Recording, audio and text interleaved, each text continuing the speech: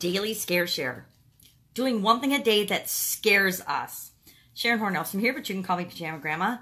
For the last year, I have been doing one thing a day that scares me. Yesterday, from this little journal book, do one thing a day that scares you. My daughter challenged me last year to do it. And so I told myself, it was on the 4th, January 4th last year, that she brought it to my attention, and I looked at it and I said, okay, I have started and stopped this at least 7 times since I got this book in 2014. And I'm going to share something with you from 2014, which is really scary for me, and that's why I'm going to do it. But I started and stopped this book at least 7 times because I wasn't ready to stretch my comfort zone. I wasn't ready to bust out of the rut that I had created for myself. And I had been creating it for decades. So when she challenged me last year, I had probably gotten to a really, not dark place, but a really boring, repetitive, mundane existence. And she brought it to my attention. And I committed to myself, since I was afraid to do Facebook Lives, that I would use this as a tool to help me get over my fear of doing Facebook Lives and to stretch my comfort zone. And today is day 379. So 379 days in a row, every single day, no matter how I was feeling, no matter if I had a horsey, croggly throat, or if I was sick, or if I was super busy or stressed out about something, whatever, I took the time every day to do the next thing in this book. I actually did them in order. I skipped ahead, and that's part of what I want to talk about today. I skipped ahead to where I had blank pages, where I had never gone before, instead of starting at the very beginning. And that's what I want to pop back to today and for the next 30 days. I want to challenge you to join me in the first 30 days of this book. The 30 days I didn't do last year. And again, why we're at day 379 is there's more than 365 challenges or days in the book. And so I just wanted to do the whole book to commit to myself and to prove to myself that I could do it. Well, now, I guess since I said I'd do the whole book, not just a 365-day challenge when I started, I've got about 30 days left. So I went back to the beginning of the book, and that's how I know I quit this at least 7 times before. From 2014, I think I got it. Let's check the first date. I need my magnifying glass. I started it and I did it for 12 days in July. No, not July. I think it was November. No, it was actually August. August of 2014, I started this, and I did it for 12 days in a row. So I made it for 12 days with the exception of kind of the 7th and the 11th. I think that I doubled those up on other days, or maybe it was a day that was a difficult challenge for me. And I'll know as we go through this, I'll talk about what I did the last time I went through the book and when I quit, because I quit doing it. We all quit things sometimes. And why, if I can tell from my notes, why I quit doing it. Now, one of them I peeked through, and one of them is a really good reason for stopping doing it. And now, if you can have good reasons for doing things, it would be, I would say it was definitely a sufficient and okay reason for doing it and for stopping it. And I understand why I didn't get back to it and why it got put on a bookshelf. And it wasn't until early last year that my daughter found the book and then pointed it out to me. And I made the commitment to actually doing it for a year, to actually finishing the book and finishing what I had started.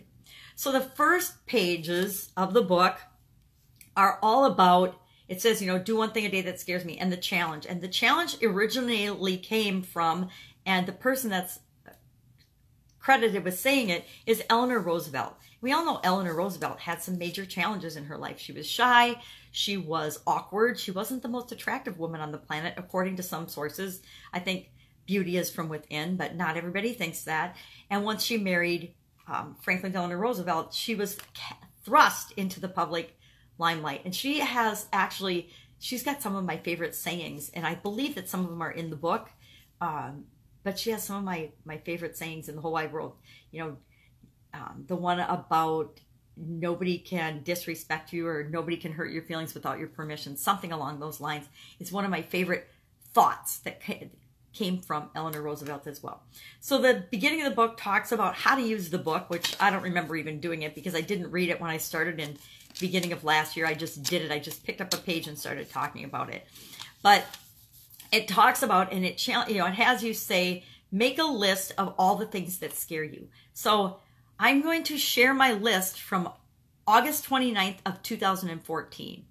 And then I'm going to make the painful confession that on January 4th of 2018, when I started this project again, I still had a lot of these exact same fears. And that, I think, kind of scares me. That scared me that in 4 years, over 4 years, I had not, or I guess a little under 4 years, doesn't matter, it's a long freaking time, I hadn't let go of or alleviated a lot of the fears on this list. And that made me sad that I had wasted 4 years of being afraid of things that are absolutely ridiculous and no reason to be afraid of them. And I say that now after a year of doing this little book. And it's just doing one little thing a day that stretched my comfort zone. Now, sometimes the things that were in this didn't scare me at all. They were things that I was perfectly cool with doing. And those days were easy. But then there were days that weren't so easy. There were days that I had to challenge my beliefs and my way of thinking and the things that really, really were holding me back and limiting me and scared me, because the only reason we don't do everything that comes to our mind that we can make the world and our lives better is because we're afraid of something. And we're always afraid because of some sort of limiting belief. So I challenge you today to make a list right now in a notebook somewhere no one else is going to see it, that you can tuck away and hide. Date it, today's date. Today is whatever date it is, because I'd have to look and see what the date is today. But call it day 1 or date it and stick it somewhere where no one will see. But I'm going to challenge you to come back and look at that in 30 days after we do this 30-day challenge. And if you like what you hear, and if you make progress, and if you've found that you've stretched your comfort zone, I'm going to invite you to go through the rest of the days of the 365-day challenge, or the daily scare share challenge. And you can do that just by letting me know you want to do it, because I actually put, I think, the first 178 or so into a place where I can just send you, and you will get one emailed to you every day.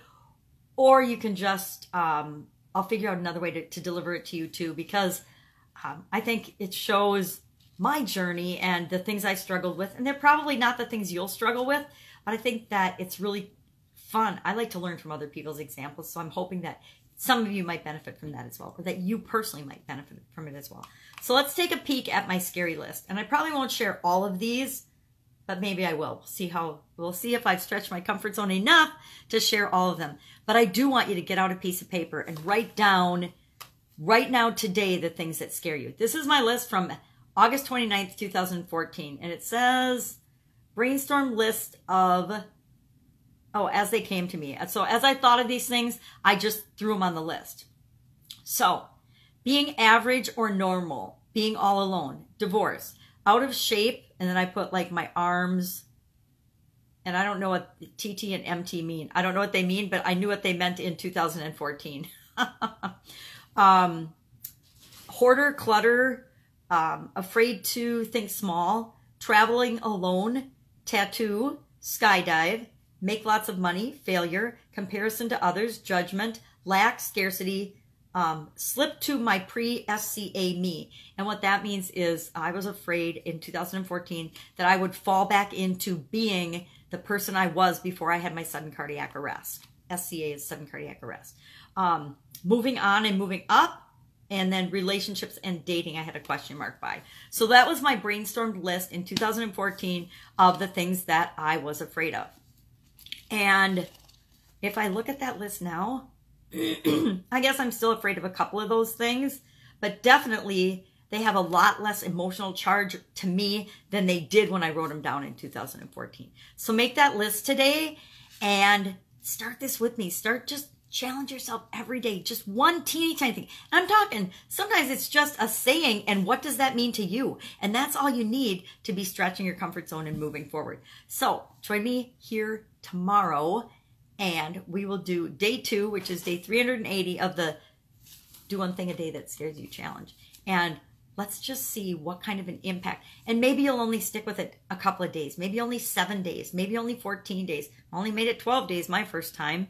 Maybe you'll make it for a whole year. Maybe you'll make it for 380 days, whatever it is for you. And maybe you'll create a new habit. I got to tell you, I've already created a new habit that every single day I'm looking for ways to look at the world differently, to be more open, to be more flexible, to stretch my comfort zone, and to move toward exactly what it is that I want.